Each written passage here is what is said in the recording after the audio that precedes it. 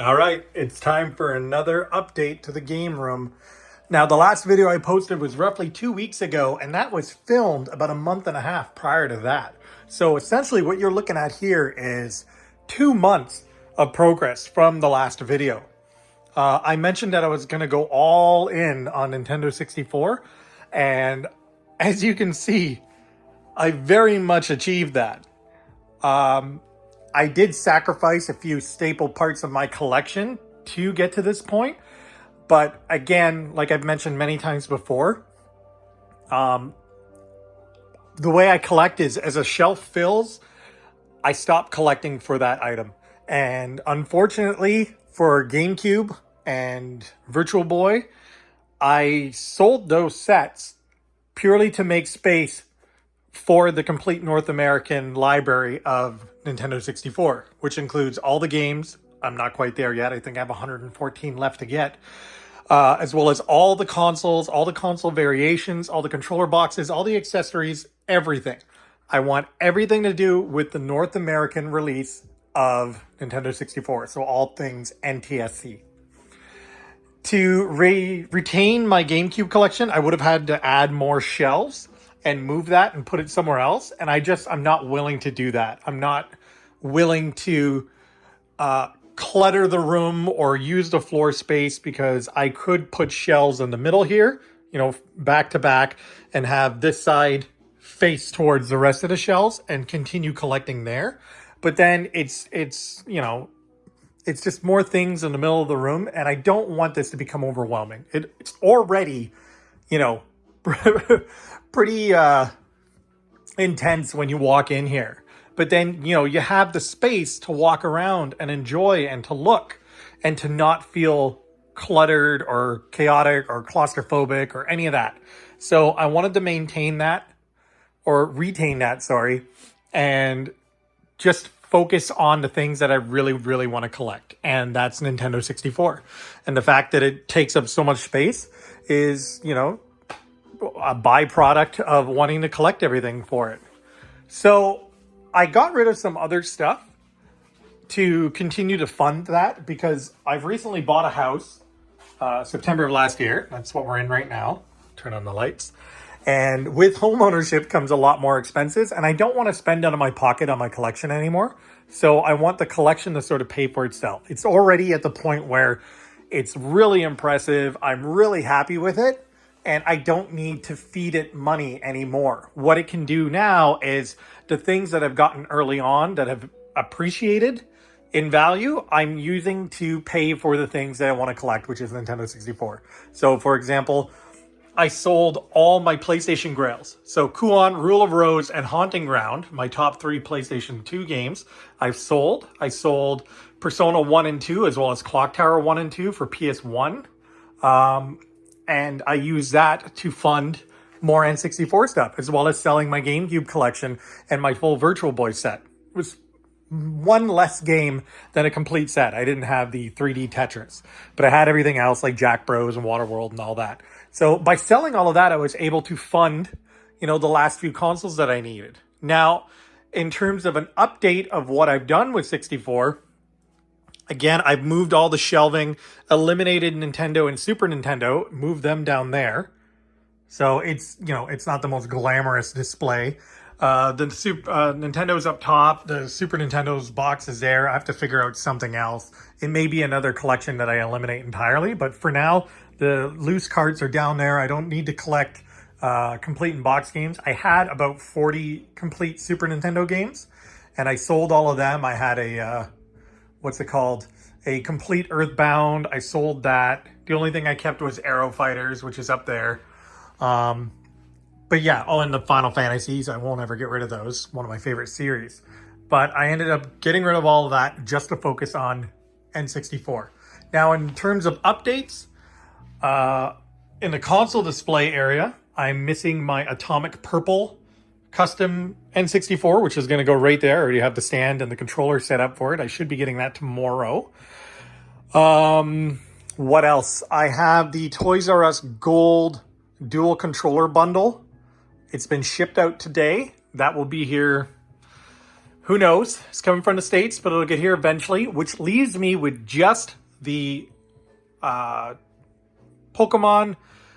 Battle Set. Pokemon Stadium Battle Set is the last official box variant N64 that I need. And all of these boxes, like I know you see all the Funtastics and everything on display down here, as well as the boxes up there. Those aren't the consoles from the boxes. Those are all fully complete in the bags, all the manuals, everything. Everything you see is fully complete. The only box that's empty is this one right here, which is my Japanese N64, which is there. And that is region modded. That's the one I used to play for a long, long time. And I've just replaced that and put it on display with that one over there. And I'll talk about that in a minute. Another thing you'll notice is that all of my loose carts are gone. The only things that are still there are these down here, which are just like ROM hacks and stuff like that. I kept those just because I'm not going to sell them to anyone. But all my loose carts are on display here. And originally I wanted to keep a full complete in box set as well as a full loose cart set so that I can play everything and not have to go to the boxes and disturb them. Now, instead of doing that, I sold all of those and I bought this, which is a Jungle Green N64, but this has the Pixel FX HDMI hard mod, as well as an EverDrive X5. So it's the full North American library. It's HDMI modded. It outputs 1440p. It's got Wi-Fi for updates, smoothing, upscaling, all that. And it's a full HD signal. So as you can see, I have that running, this is new as well, on a PlayStation 3D TV. And what's cool is that it outputs both signals because it's hardwired in and it's not bypassing the composite signal. So you still get that. So it gives you like a really cool comparison to see what it looks like in standard definition and high definition. So a real good example is like how pixelated and sort of muddy, like the color bleed and everything is there. Then you come up here and it's nice and clean and crisp. And it does that with the image throughout. So it's still Nintendo 64. You're going to have slight pixelation just because of what it can render. But in comparison to like on a CRT in standard definition, it looks amazing. Like especially writing. Ah, damn it. Every time I try to show a comparison. But that's how I have that hooked up. And now I have every North American game that I can play at any time in full HD. Or if I want, I can play it on the TV and keep it classic. But with my GameCube collection being sold, I did the same thing with that. So this is a fully modded, RGB modded, and the controller ports up top. It's still got the disk drive, but it runs Swiss. And it's also Pixel FX HDMI hard modded. So that has a micro SD card in the bottom where I have the full North American library, and I have it hooked up through the little PlayStation TV as well. So I'm still able to play all my GameCube games that I sold, all the games that I had as a kid and that I really enjoyed. I still get to play it on original hardware with the original controller that I used as a kid, and it sort of keeps that part of my collection present without it being physical, unfortunately. But that's okay, because that's the compromise I want to make. N64 is the console that I fell in love with as a kid and I have like the most fun memories with. And so that's what I wanted to focus on. Another addition recently just got F1 Racing, which is part of the NTSC set, even though it's a Brazilian only release. Cart's not in the best shape. The manual is absolutely flawless to the point I thought it was like a reproduction, but it's real. It's just absolutely mint. This was from a rental store, and unfortunately it was a cut box. So what happened was the same thing that happened with my Crusader Ascenti, which I have here. I have two of them. I have an original that's in the full cardboard, and then I have this one that is a cut box. So what they would do is they would cut the box essentially, and then put it into like a clamshell for rentals. And that's what they did with the F1 Racing game, which is really unfortunate. However, I did pull the sleeve, or what was left of the box, out, put an insert inside, put it inside of a plastic sleeve, and then inside the acrylic, and it displays nice.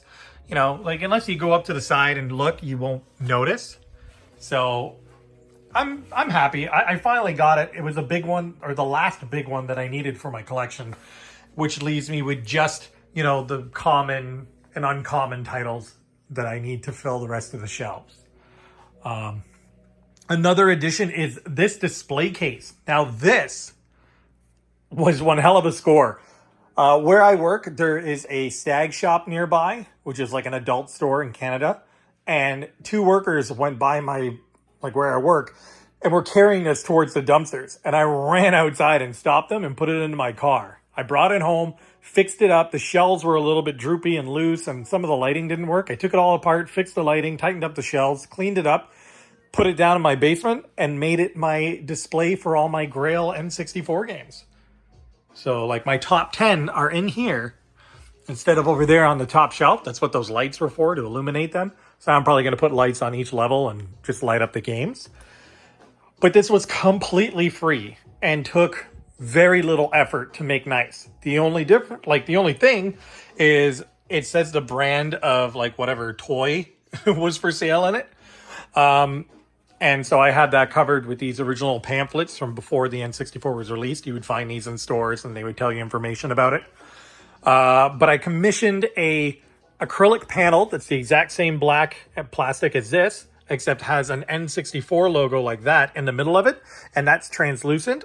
I'm going to remove the front panel here and allow the lights that are in behind to illuminate the new panel, which has the N64 logo, and that's going to complete this shelf. And I think that's going to look amazing, and I can't wait for that to get finished and show up. Another couple of new updates. These are two new consoles that I got. They are Walmart exclusives. They're not part of the official box variant collection, but they are official releases. There's fewer than 1,000 of each of these made. They were Walmart only. And this one came with the Super Mario 64 Player's Guide. This one came with 10 bonus bucks that you could use for games, controllers, accessories, anything like that. You would get an additional $10 to spend on anything N64. There's one more box variant that I have never seen, and I've never seen another collector with, and that was the one that included the Mario 64 game cart. That one is... who knows? I don't know if I'll ever end up with one. Like I said, all the other collectors that I know of and I've seen collections of, they're missing that one too. Few have these, but most have everything else. So that's another new addition. They were sort of after the fact, because like I said, I just needed the Pokemon Stadium Battle Set and the Toys R Us Gold to have the complete North American NTSC console collection, which includes these, which are actually sticker variants. So these boxes just have stickers on them, but these are the limited edition controller bundles from Toys R Us.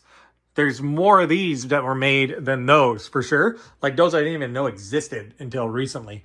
But yeah, the Toys R Us one is on its way, which leaves me with one more console because chances are I'm never going to get that other Toys R Us variant. So I'm just going to assume that my collection is going to be complete once I have the Pokemon Battle Set. Everything else is here. It's just that I need, and then the other 114 games, and I will have the entire North American library of consoles, games, accessories, and controllers. Now, there are the blister packs, which you could get the Fantastic controllers in. I don't have a single one of those. I have not started that collection yet. I was going for complete and box stuff, whereas like the blister packs, I don't like, they're not in a box. And so that was my way of getting out of collecting those because they're very expensive and hard to find. But that would probably be something I focus on after completing the games and getting all of those. Once all of that's done, then I'll focus on blister packs, and I have a perfectly good spot for them right there to be, you know, mounted to the wall and hung nicely. So that's the update on Nintendo 64. I don't want to make this video too long, but I'll give you a quick tour of the room for anyone that's new. Again, starting over at the front of the room is my favorites section. So this is all my favorite games. So Final Fantasy VII is my childhood game that got me into RPGs and JRPGs, and I fell in love with it when it came out, and it's been a part of my life ever since. As you can see, I'm a huge fan. I had this custom carpet made for my room, and just I have every version of on every system, graded, sealed games. The rest of those are all sealed. Like I love Final Fantasy VII. So there's that. Then there's Silent Hill, which is my favorite horror series. I have all the different versions of Silent Hill in there. And then Metal Gear, which is another one of my favorite games. And that's all the different Metal Gears.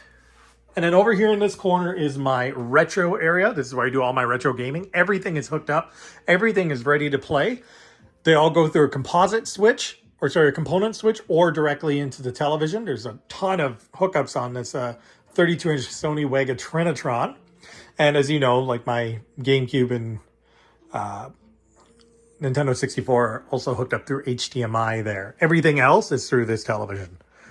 Over here is my PlayStation section. So PS1, PS2, PS3, PS4, PS5, PS Vita. PSP is down there. Pretty good PSP collection.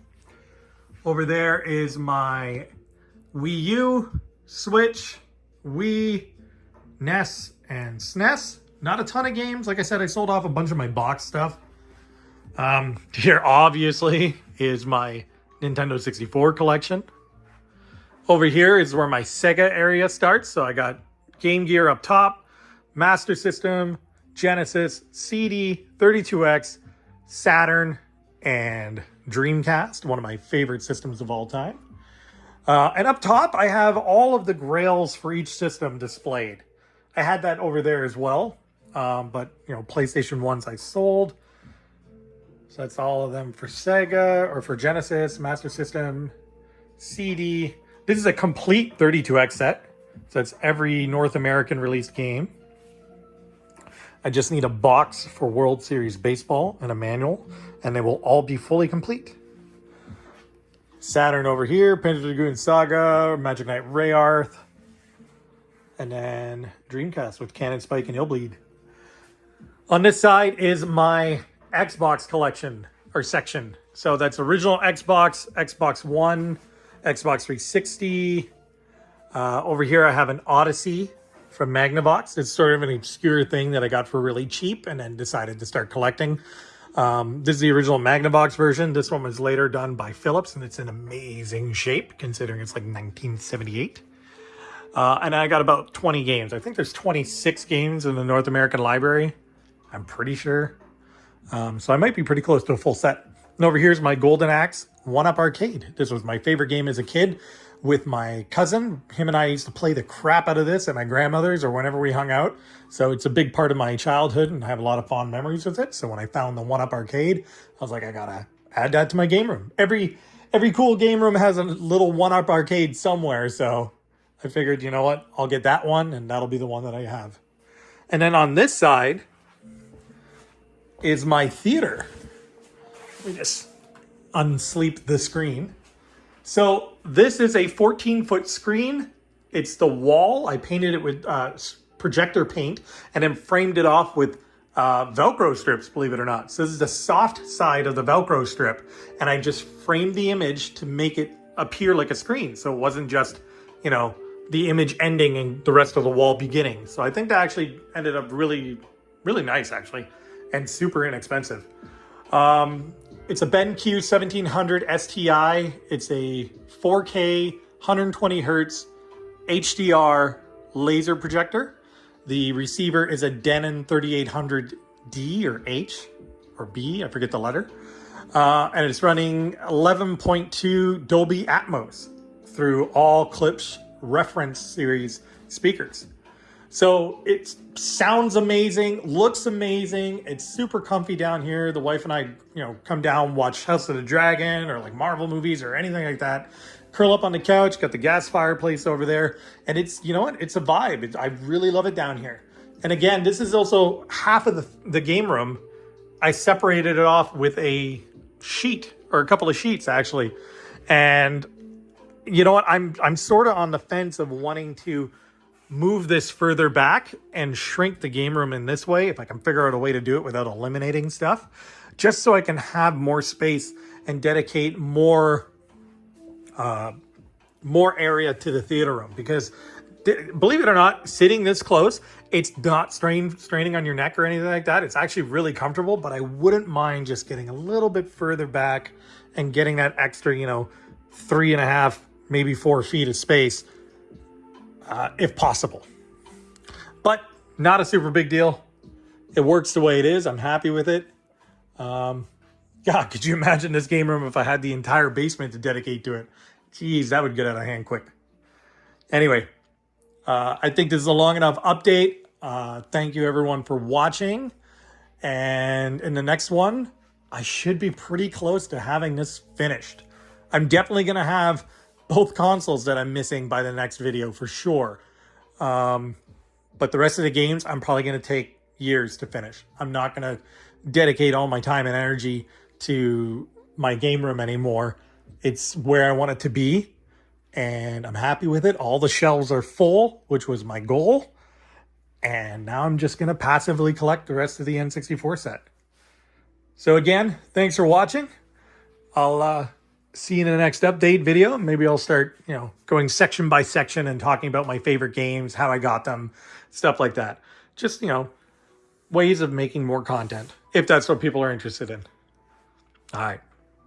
Take it easy.